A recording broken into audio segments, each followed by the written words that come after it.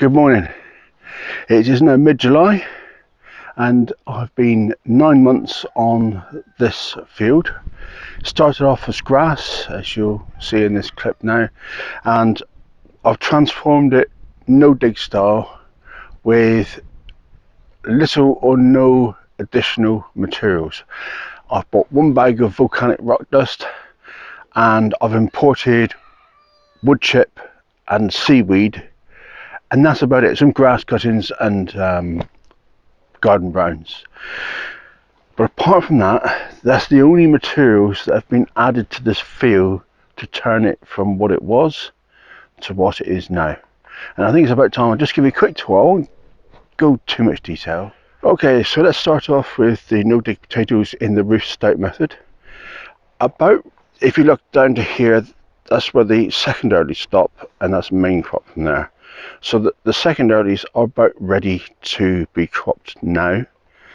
Probably this weekend I'll get them out and we'll see what sort of a story we've had. I've dug up 1 plant so far and it looked alright, so we'll see how it goes. This was the deep bed with mulch. It's come along quite nicely with the mustard. Still didn't manage to sow correctly, but there we are. Having a great problem with a lack of water at the moment. In the roof stout area, this is the sweet corn that grew that overcame the slugs. Fortunately the drought came along to basically stop slug movement, so they've largely succeeded in growing, apart from the odd lower leaves that have been shredded. So that's quite pleasing. We'll see how that gets on. I have been liquid feeding these. Moving back up again, these are the potatoes that are in the deep bed system. We'll see how we get a crop off those. But the only fertility they're going to get is from the leaves. This is a typical no dig bed. Again, the secondaries, they seem a little bit more advanced than those over there in the roof stout method. So we'll see how the yields compare. It will be very interesting. Cabbage bed looking mighty fine. Some of the specimens here are coming along absolutely fine, just about coming up to football size. My main onion bed, summer onions, Redlander onions, doing absolutely fine. Coming down to Santero, some nice crops coming on down here. Oh no, sorry, these aren't Santero, these are Global. In the other bed you've got some kale, beetroot, squashes area, all squashes. I think there's a pumpkin in there as well, but they're all doing pretty fine, but I'm struggling with the water. This one is bush tomatoes, courgettes as we come up. Oh, desperately need to be picked. That's a job for today. Tomatoes, oh look, some red tomatoes, lovely job. I'll pick them in a minute. So the tomatoes are coming along fine. These are sun golds and they desperately need to be tied in. Another one of my neglects, and the winds 2 days ago knocked over these, so I've got to do, that's another job for today. Spring onions being left too long. Turnips coming along absolutely fine. This is red cabbage coming along fine with a little bit of kale at the end. Celery and field beans. Ooh, that's another crop ready to go. Swiss chard, more celery, a dock, beetroot, runner beans, very late planted, and more sweet corn. Sadly, in amongst it is a huge amount of dock leaves. It must have been a big, large dock plant when we cut the hay, and it's knocked over the seeds and they've all grown, so I've got to re-tarp this area and put it back to stifling the growth again. But this was the very first bed. Again, ready to harvest now. The size of the onions is superb. These were Troy onions from Sets, and the bulb size is fairly uniform now. I thought the wood chip covered area would be a struggle, but nope, they've come along just fine. There was a tiny amount of onion rot established in this bed before I replanted with spring and pickling onions, but there we go. And then the last part of this field is my compost area and orchard, and this is all coming along rather nicely. I don't know if you watched my previous videos, but this was the tree that had damage or canker up it, so I chopped it right down upon planting.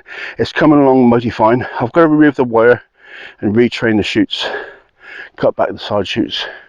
That's a job for another day. And this one's interesting. This one had aphid damage in the spring, and it looked like it wasn't going to make it, but I just did a bit of hand squishing of the aphids, and then the sheet is growing away again, so it looks like it's going to be okay. That's wonderful. The rest of the field is still to be developed. There's only so much you can do in time allocated with physical means only, no mechanization here. This bed here is just newly exposed. I'm going to try and put that to alfalfa, a permanent alfalfa bed, and I'll try and do that this weekend if I can. And then a bit of extra watering will bring it along rather nicely. And then the field's looking pretty good, I reckon. This is where I've been basically harvesting the grass from, is to make, but it's doing rather well, and the bees are loving it. So nature needs a break in this world. I will leave this area here to let the bees have their little bit. I'll hand chop out the dock. We don't want these docks taken over. This is where I hope to put a polytunnel a little bit later on, and this area here I'm letting go to pasture. It's going to have just hay in it. We hope to develop this as a wildflower meadow. Nothing but buttercups and this other yellow plant, and that seems to be doing rather well. And there's a nice, oh, look at that, I don't know if you can pick it up on the camera, a common blue butterfly in amongst there. That just sums up everything. That's wonderful, absolutely wonderful. That's not going to work. I'm taking you down to the bottom here. I'll never take you down to the bottom, and I'm sure you'll love the journey, but I have decided that I'm going to let certain little guests develop. Now up here we got the one grand oak. Well, down the grass here, some little oaks growing. Now I'll never see these fruition. I'm sure they'll be long dead before they do. But I thought if I leave these seedlings go, and when I cut back the meadow in the autumn, I'm going to try and make sure that I leave these saplings go, and I'll basically want to develop this little area, let it go a little bit more. I will take out the ragwort here. We don't want that because there's horse owners nearby. These are, I think it looks like winter tares. Now that's not come from me. I suggest that this was escapees from the farmer. Again, I'm sure the bees will love it. It's coming along nicely. I'm pleased with the progress. It's a little bit less than I envisaged. Being the wonderful estimator I am, I thought I'd have the full block completed this year.